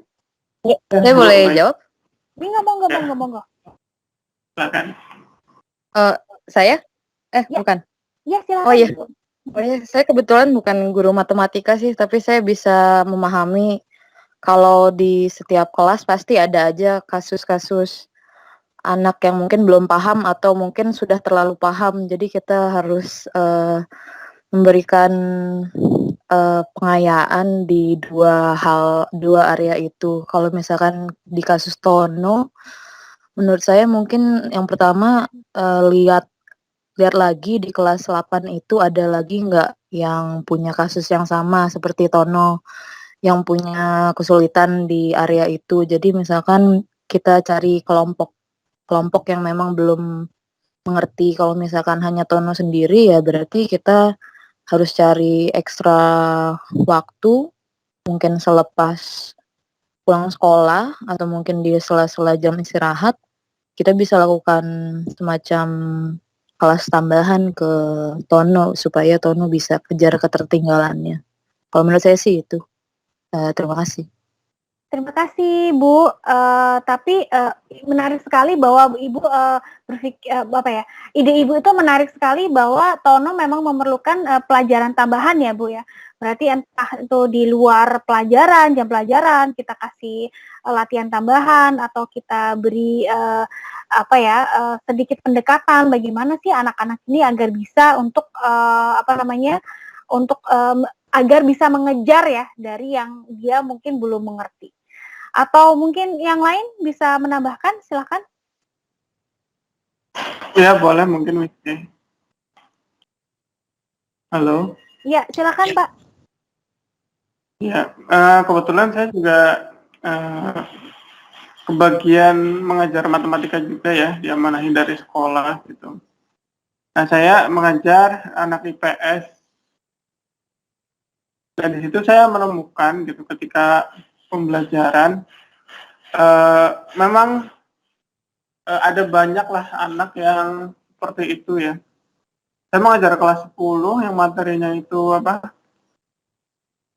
Persamaan rasional gitu, dan bentuk rasional, dan itu syaratnya memang dia harus sudah menguasai kayak penjumlahan pecahan gitu, seperti itu, dan juga aljabar gitu. Dan itu banyak dari mereka yang nggak bisa gitu. Nah, saya melihat emang learning loss itu sebenarnya bukan hanya karena pandemi sebenarnya gitu. Karena itu kan sebenarnya jauh banget gitu, materinya adalah mungkin materi SMP kelas 10 kan, aljabar gitu kan. Terus penjumlahan pecahan itu kan sebenarnya materi SD, sedangkan mereka itu udah kelas 10. Nah, ketika saya mengajar mereka gitu ya mau nggak mau memang apa sih, harus diajarkan lagi gitu, harus diulang lagi ke mereka gitu. Memang pasti akan membutuhkan ekstra waktu ya, tapi mau nggak mau ya harus diajarkan lagi ke mereka gitu. Supaya apa? Supaya jangan sampai yang emang loss itu, udah loss itu, kemudian kita masuk ke materi yang baru tambah loss lagi gitu. Saya Iya. sih seperti itu. Saya setuju banget itu Pak Ragil. Apalagi kalau di pandemi ini kan kita belum ada target ya. Mau nggak mau kita mungkin bisa bukan mengejar ketertinggalannya ya, tapi kita mungkin bisa mendiagnostik nih anak-anak sebenarnya sudah sampai. Ini sebenarnya bener banget kata Pak Ragil. Ini sebenarnya bukan masalah pandemi gitu. Bukan masalah pandemi karena ini sudah terjadi dari dulu. Bahwa saya ingat sekali itu kenapa waktu itu Wisnu itu adalah salah satu founder dari Wisnu dan Sabda, waktu itu pernah membagikan. Dia founder Zenius. Jadi dia mengajar UTBK, dan di saat mengajar UTBK itu beliau menyatakan bahwa mereka menemukan anak-anak yang belajar UTBK itu ternyata mereka tidak mengerti dia kan mengajarnya matematika ya, kebetulan Wisnu dan Sabda itu mengajari bahwa mereka itu tidak mengerti dasar-dasar matematika yang masih SMP, level SD gitu. Padahal ini sudah level UTBK, mereka mau masuk universitas. Itu artinya ada missing link nih dari dulu, bahwa kita itu dari dulu itu ada hal-hal yang sebenarnya seperti kata Pak Ragil, anak-anak ini dasarnya belum kuat, sudah dihajar chapter selanjutnya yang seperti itu. Seperti Tono itu tadi. Dan stance-nya Pak Ragil dan Ibu tadi adalah kita harus mengejar ketertinggalannya dulu nih. Nah, tapi saya jadi dilema nih. Ini saya mau melempar juga ke Bapak Ibu. Apa dilemanya ketika misalnya ini pelajaran terus berjalan, terus cuma ada satu anak satu anak atau dua anak yang merasakan seperti ini. Kira-kira kalau Bapak Ibu yang lain akan melakukan apa? Apakah sama seperti tadi bahwa oh ya dikasih pelajaran tambahan, atau mungkin ada solusi yang lain dari Bapak Ibu? Silahkan. Saya mungkin Miss. Ya, silakan Pak Ragil. Ya, Pak Ragil, silakan. Kalau saya mungkin mencoba refleksi ke diri sendiri dulu ya, karena kan cara belajar anak kan berbeda-beda gitu. Benar. Nah, karena kan kalau kita lihat dari soalnya ini kan bisa jadi menurut anak yang bersangkutan tuh terlalu abstrak gitu ya, Miss ya. Iya, benar sekali. Yes. Karena muncul angka 3/5, 65% itu kan nggak terbayang real seperti apa gitu. Terutama ini untuk kelas 8 karena saya sendiri mengajar anak SMP. Ya memang faktanya ada beberapa anak yang memang sudah cepat, tapi ya tetap dalam satu kelas itu pasti ada aja yang dalam artian sulit untuk memaknai angka-angka gitu, Miss. Jadi mungkin saya setuju dengan pendapatnya Pak Haji juga diberikan kelas tambahan, tapi dengan model-model pembelajaran, gaya belajar atau yang berbeda dari yang sebelumnya. Kalau mungkin secara umum itu diajarkan angka-angka saja, mungkin di sini saya coba untuk merealisasikan angka tersebut menjadi sebuah benda. Nah, saya biasanya tuh suka iseng pakai cerita gitu. Ceritanya pakai uang kalau seandainya. Oke. Relate banget sama kita ya, Pak, uang. Tapi kalau solo emang cepet sih. Benar sekali. Setuju. Jadi kalau saya 3/5 misalkan, oh 3/5 kamu nggak tahu kayak gimana 3/5 misalkan nih. Kalau seandainya saya kasih uang katakanlah 10.000 gitu ya. Oh sorry, misalkan 50.000 gitu ya. Kira-kira 3/5 dari 50.000 berapa ya? Kalau 50.000 itu kan 5 tuh bawahnya. Saya kasih penyebutnya 0 tambah 3, berarti atasnya ada berapa? Oh 30.000 ya Pak? Iya, jadi 30 dari 50.000 tuh ya kayak kita kira-kira seperti itulah. Jadi mungkin seperti itu gaya belajarnya dibuat visual, lebih real. Intinya bagaimana caranya kita menyesuaikan terlebih dahulu gaya belajar seperti apa. Nah, tapi mungkin kalau seandainya kita udah usaha apa sih namanya? Sebanyak mungkin ya. Sepersonal mungkin, tapi masih ya begitu saja. Ya kembali lagi kita lihat ke usaha anaknya, apakah memang anaknya itu masih mau mengikuti saran kita, ataukah mereka memang dari awal sudah ignore. Nah, disitulah mulai kita bergeser penilaiannya, mulai yang tadinya harusnya ke arah kognitif, tapi ke arah apa yang namanya, bagaimana anak ini mengikuti instruksi kita, mengikuti keinginan kita gitu. Jadi kayak dalam tanda kutip mungkin nilai belas kasih lah, bisa seperti itu. Oh, jadi lebih pertamanya kognitif nih Pak ya, lagi lebih ke pembelajarannya kayak gimana dia bisa ngerti apa enggak. Sekarang lebih ke psikologis ya, lebih anak-anak ini posisinya gimana. Nah, itu adalah salah satu barrier lagi ya Pak ya. Yang sebenarnya tadi sudah disebutkan di awal-awal ya. Kalau barrier seperti ini mungkin Bapak Ibu ada yang pernah punya problem nggak? Pasti semuanya pernah punya masalah ini. Pernah nggak punya masalah yang seperti yang disebutkan oleh Pak Ragil, bahwa iya nih saya sudah ada anak nih dari 10 anak 1 atau 2 anak nih nggak bisa. Terus ya udah saya kasih tambahan, saya kasih ini. Tapi anaknya tetap unmotivated, terus dikasih nilai belas kasih ya Pak. Tapi again selain dikasih nilai belas kasih, walaupun bagaimanapun kita sebagai guru tetap tidak mau mereka merasa itu ya down gitu kan. Mungkin ada pendekatan lain dari Bapak Ibu yang mungkin bisa di-share di sini. Kalau ada kejadian seperti itu, barrier yang semacam itu bagaimana?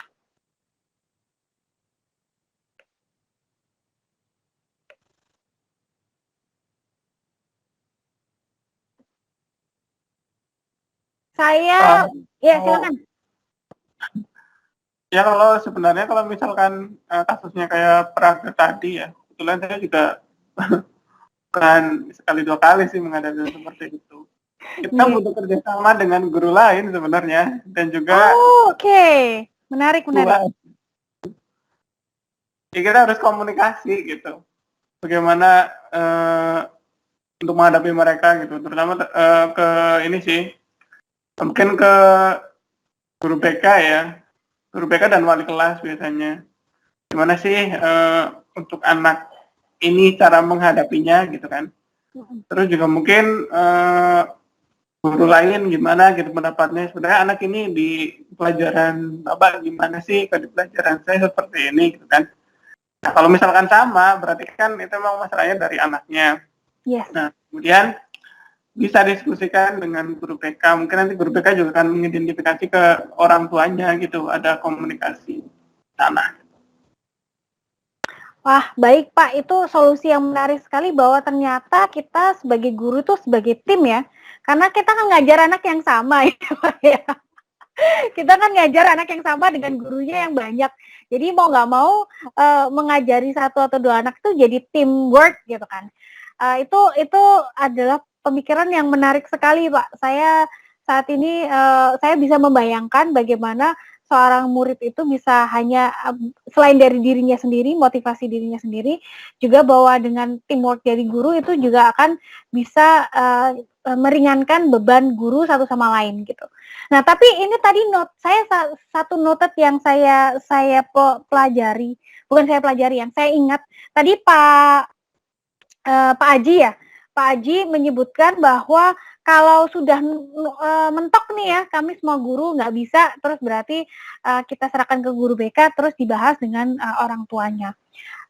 Saya mau nanya nih Bapak Ibu, menurut Bapak Ibu guru, apakah perannya orang tua ini sudah maksimal dalam pendidikan anak? Saya mau nanya nih, dalam urusan pendidikan persekolahan gitu. Menurut Bapak Ibu itu sudah oke atau kurang atau bagus banget gitu? Silakan.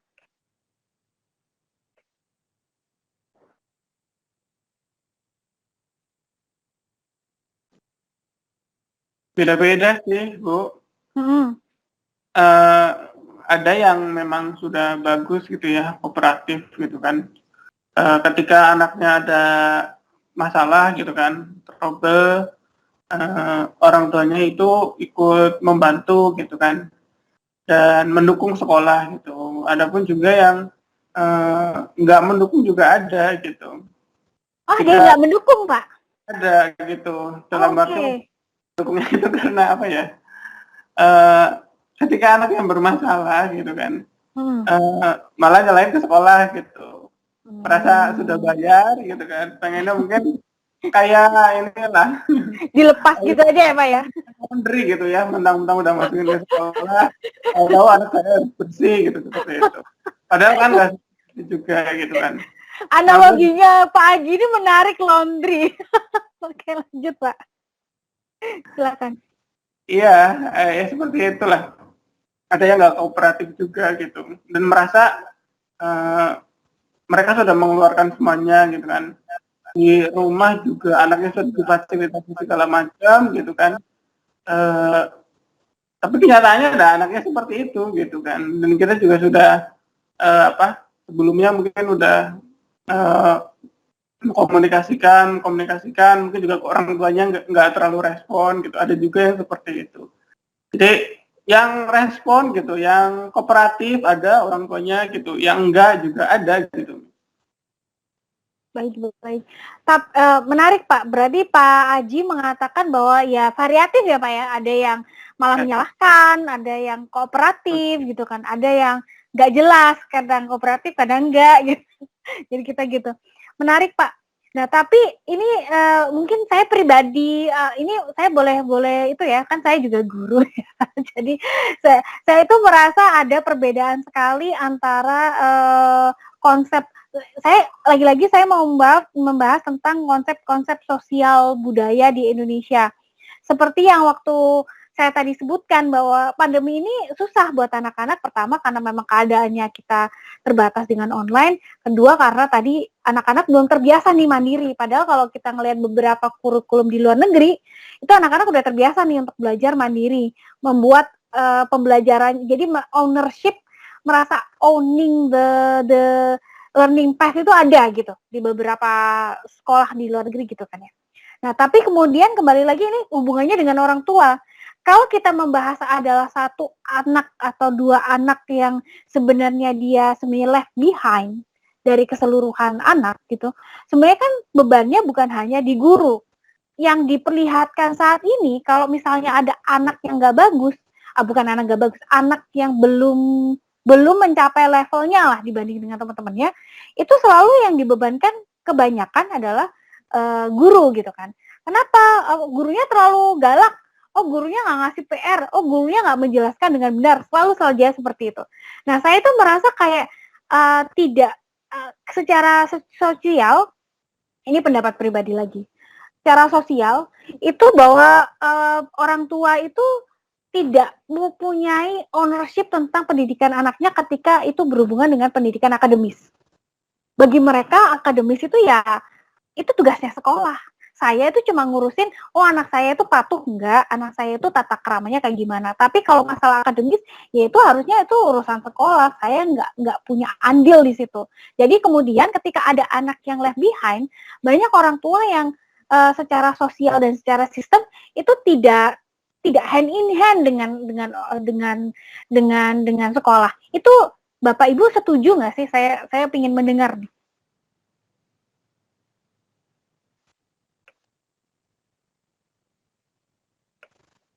Setuju, Miss.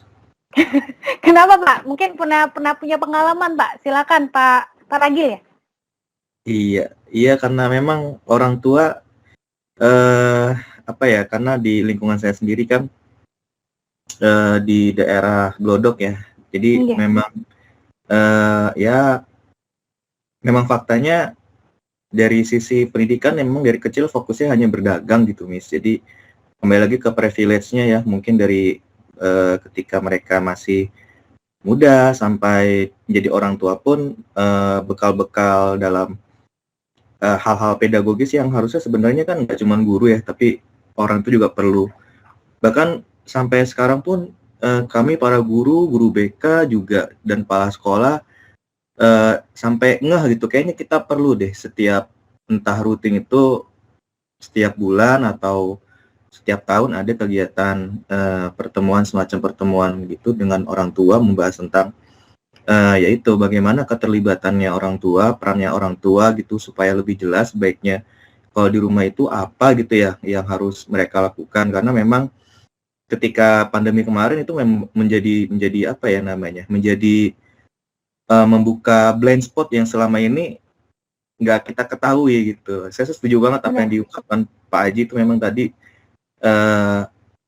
perannya memang ketika orang tua sudah mengantar anak ke sekolah tuh ya itu jadi kayak laundry gitu Pak. Tadi kata Pak Haji kayak laundry. Iya gitu lah pokoknya. Jadi kalau dibilang ini 3 hari selesai harus 3 hari selesai dan bersih wangi gitu. Iya gitu. Jadi anak taunya begitu pulang ke rumah, orang tua taunya begitu anak pulang ke rumah cuma ditanya ada PR nggak? Ada, oke, kerjain. Lagi kerjain gitu. Oke. Menurut mereka kalau hal seperti itu udah cukup. Padahal sebenarnya masih banyak hal lagi yang perlu diperhatikan gitu. Jadi ya memang kembali lagi bekal mereka masih belum begitu sih. Tapi ada beberapa juga ya yang memang bisa koordinatif, memang paham kondisi seperti apa dan tahu langkah-langkah apa yang harus mereka lakukan ketika di rumah gitu, sehingga mereka bisa mengefektifkan waktu ketika begitu mereka pulang kerja sampai di rumah ketemu anak, apa yang harus dibicarakan ketika mereka di meja makan itu kan waktu yang benar quality time gitu, yang benar-benar penting banget buat perkembangan anak juga. Jadi pendidikan pun nggak harus sampai nggak cuman ngebahas di sekolah aja, tapi juga di atas meja makan di rumah ketika mereka makan malam itu juga pendidikan gitu. Ya kira-kira begitu, Miss. Nah, terima kasih Pak Ragil, panjang sekali tapi spot on menurut saya. Sebenarnya nggak panjang amat ya Pak. Tadi sudah ngobrolnya lebih panjang tadi, tapi saya ingin mengatakan panjang. Spot on sekali. Memang bahwa pendidikan itu benar bahwa secara sosial budaya kita tuh masih belum orang tua itu belum menyadari bahwa perannya itu harus hand in hand sama sekolah gitu. Dan mereka juga tidak hanya tahu tentang anaknya ngerjain PR atau enggak, tapi apakah PR itu anaknya ngerti nggak sih? Apakah ada interference itu bahasa Indonesia apa? Apakah ada saya bisa nggak sih di sini ngelihat ini ternyata dia belum selesai. Anak ini ternyata belum mengerti. Apakah mungkin juga itu pedagoginya juga orang sekarang itu belum belajar tentang pedagogi mengajar anak itu seperti apa. Makanya ketika pandemi ini langsung kelabakan nih. Anakku nggak bisa ini, aku harus gimana cara ngajarnya bla bla bla bla bla gitu. Nah, itu sebenarnya yang menarik bahwa tadi kan kita di awal membahas tentang teaching at the right level. Dari tadi saya ngomongnya bahwa ya udah berarti kita harus berpikir itu nih backward design nih. Kita harus berpikir anak tuh targetnya apa dulu, kita bikin tujuannya apa dulu nih. Terus kita baru bikin pembelajaran. Terus tapi kita ngomong personalize. Kalau ngomong personalize ya kita ngomong lagi teaching at the right level. bukan hanya tentang teacher gitu. Bahwa teaching at the right level itu artinya kita harus hand in hand antara guru dan juga dengan anaknya, dengan orang tua. Ketika tadi di awal-awal Pak Aji atau Pak Ragil saya lupa menyatakan bahwa ini saya sudah berkompromi nih dengan targetnya, tapi anak-anak nggak bisa. Nah itu berarti sebenarnya again kita sebagai guru sangat-sangat berdedikasi dengan mengatakan ini beban kami nih. Gimana nih caranya memotivasi anak nih, gimana gitu. Tapi kan again, di situ juga harus ada interference atau campur tangan dari orang tua. Memotivasi anak, apalagi ketika anaknya lebih besar, lebih sering di rumah, kan nggak bisa hanya dari guru yang cuma dari WhatsApp atau dari Zoom. Berarti kita harus berpikir, bagaimana ya sistem Indonesia ini untuk kedepannya agar terjadi komunikasi antara orang tua dengan guru dan tentang pendidikan anak. Bagaimana sih caranya membuat orang tua itu lebih mengerti bahwa teaching at the right level itu bukan hanya bebannya guru gitu, tapi bahwa ini adalah harus hand in hand antara guru dengan orang tua juga gitu. Nah itu tadi two cents lagi dari saya gitu. Nah sepertinya dari saya itu aja. Ada pertanyaan nggak dari Bapak Ibu guru tentang sesi kita hari ini gitu? Silakan Bapak Ibu atau mungkin pendapat atau silakan. Kalau boleh berpendapat, Miss? Monggo Bu.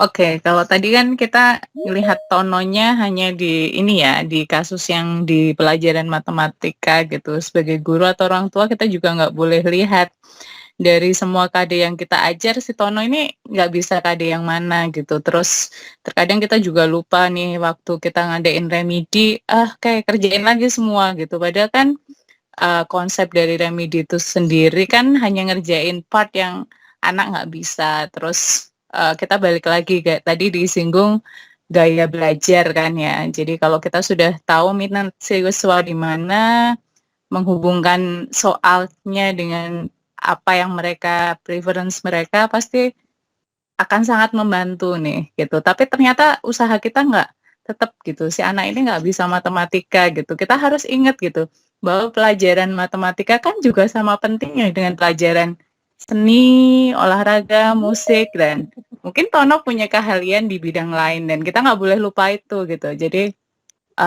sebagai guru kacamatanya harus luas gitu. Jadi nggak bisa matematika bukan berarti dia gagal nih dalam hidup gitu. Jadi itu lagi balik bahwa pokoknya usaha dulu gitu. Kadang karena banyak orang tua atau guru itu udah nyerah duluan, wah udah dijudge nih, nggak bisa pecahan, nggak bisa ngurutin, kamu pasti nggak bisa matematika gitu. Padahal di sisi lain mungkin ada KD yang Tono udah tuntas nih gitu. Tapi kita hanya ngelihat satu part yang si Tono ini nggak bisa nyelesain atau nggak bisa nuntasin gitu. Jadi terus kalau anak nggak fokus di sekolah gitu, pastinya benar tadi ngubungi BK ataupun orang tua karena pasti ada masalah gitu yang mengganggu belajar dia gitu. Ada masalah, ada gangguan yang kita juga harus ngerti sebagai guru, nggak langsung ngejudge gitu. Terima kasih. Wah mantap nih Bu Santi. Jadi ini mengingatkan saya kecerdasannya Howard Gardner ya Bu ya. Yang ada jenis kecerdasan majemuk tuh ya kan. Ada kecerdasan tuh nggak cuma tentang matematik, ada yang musikal, interpersonal gitu kan, naturalis, ada yang linguistik gitu kan. Dan ini juga ternyata teaching at the right level itu tadi juga kita nggak boleh ngejudge kalau dia satu part itu dia nggak ngerti berarti nggak semua part dia nggak ngerti gitu kan ya Bu ya. Bahwa ternyata kalau dia misalnya matematika ada 5 sendok mungkin cuma 1 sendok dia nggak bisa, mungkin 4 sendok lainnya bisa gitu. Seperti itu. Dan mungkin kecerdasan dia bisa sebenarnya di bagian lain, bukan di matematika tapi mungkin di musik gitu atau di seni. Itu benar Bu, bahwa ternyata teaching at the right level itu tidak hanya kita lihat dari satu sisi ya Bu ya. Berarti kita harus menyeimbangkan ke semua sisi yang lain. Bahwa ternyata ada anak yang pintarnya ngomong gitu ya Bu ya. Kan bisa jadi public speaker, MC. Bener. Bener banget Bu, ternyata malah pintar ngomong itu sekarang menghasilkan cuan katanya. Gitu. Oke, terima kasih Bu Santi. Itu juga mengingatkan saya, menampar saya malah. Saya tadi itu nggak kepikir ke sana. Ibu mengingatkan lagi bahwa teaching at the right level itu ternyata nggak cuma satu sisi, itu harus dari banyak sisi dan mungkin juga dengan kata-kata Pak Haji tadi harus hand in hand dengan guru-guru lain gitu. Harus semakin berpegang saling saling bekerja sama dengan guru lain untuk melihat oh anak ini sebenarnya pintarnya di mana gitu kan. Oke. Terima kasih Bu Santi, ada lagi yang mau menambahkan mungkin yang terakhir karena ini sudah jam 17.01. Saya boleh. Dari saya Iya silahkan dua-duanya, monggo gantian Siapa dulu, silakan. silakan. enggak, kalau dari saya cukup. Oke, terima kasih Pak Haji, Pak itu ya, Pak Regil ya, monggo. Umar, Bu. Oh Pak Umar, ya silakan Pak Umar. Ya kalau saya terkadang melihat masalahnya itu tidak hanya di ranah teknis para guru ya, tapi lebih juga ke kebijakan. Saya melihat kurikulum Indonesia itu mencoba untuk cramming, memasukkan banyak hal ke dalam kurikulum, di mana ya nanti permasalahannya anak-anak itu bebannya sangat banyak.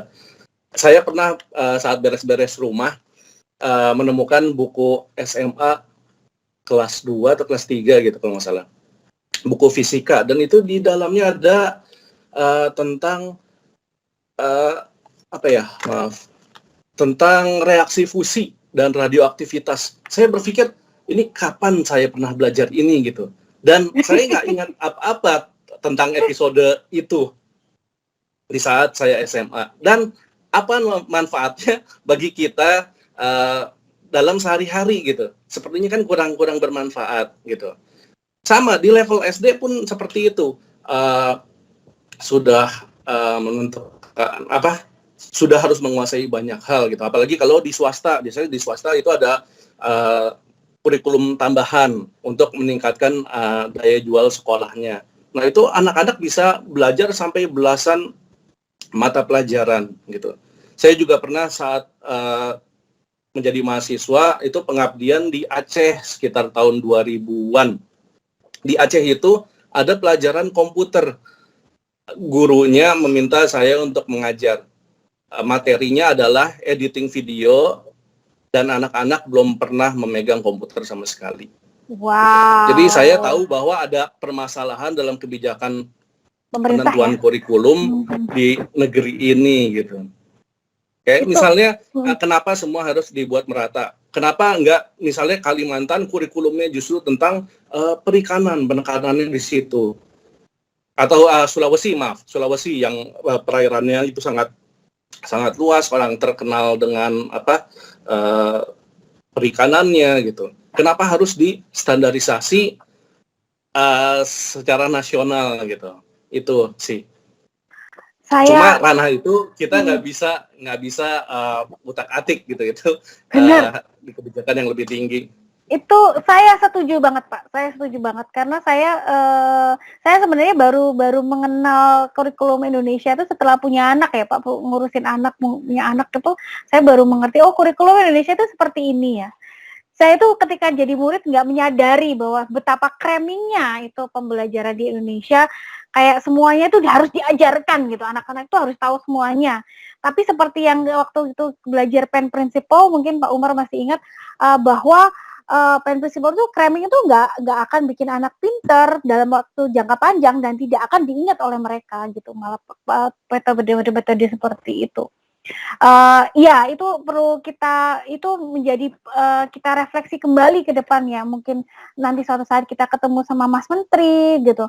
Mungkin juga beliau juga berpikir bahwa AKM mungkin adalah salah satu jalan ninjanya gitu, bahwa agar tidak terjadi cramming di pembelajaran kita, di kurikulum kita yang sebenarnya akhirnya buat apa? Seperti tadi Bapak buka buku SMA kelas 2 nggak inget belajar apa gitu. It also happen to me, to us mungkin saat kita belajar tadi. Dan mungkin itu jadi jawabannya seperti kata Bu Santi tadi, kita harus berpikir lagi, oke, berarti anak-anak itu sebenarnya nggak harus mengajar semua, mungkin mereka harus hanya belajar apa yang mereka sukai dan mereka minati. Mungkin dengan itu malah akan menghasilkan kehidupan mereka untuk ke depan. It's going to be great for their future mungkin gitu.